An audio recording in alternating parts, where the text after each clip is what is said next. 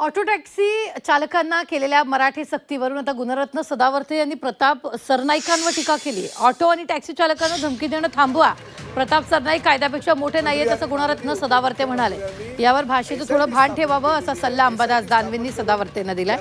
यासह सदावर्तेंनी या मागणीसाठी फडणवीसांच्या घरात शिरायला हवं असं वक्तव्य सुद्धा दानवेंनी केलं।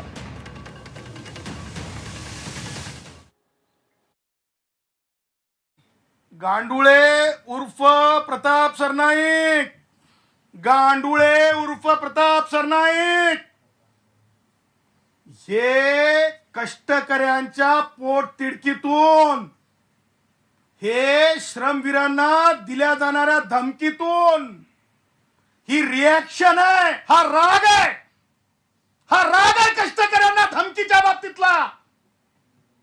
प्रताप सरनाईक कायद्यापेक्षा मोठा नाही, तुम्ही मोठे नाहीत कायद्यापेक्षा।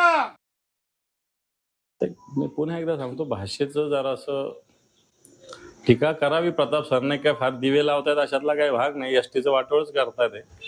आणि काय ते सदावर्तेंनी एसटीचं वाटोळच केलं होतं त्यावेळी ज्या मागण्या घेऊन शरद पवारांच्या घरात घुसले होते, आता त्या मागण्या घेऊन जरा एखादं देवेंद्र फडणवीसांच्या घरात घुसलं पाहिजे गुणवंत सदावर्तेंनी। एसटीचं सरकारी सरकारी कर्मचाऱ्याचा दर्जा एसटीला द्यावा, वेतनवाढीच्या विषयी गुणवंत सदावर्तेने कोविडच्या काळात आंदोलन केलं। त्याच्यावर पडळकर, सदाभाऊ खोदी मंडळी होती।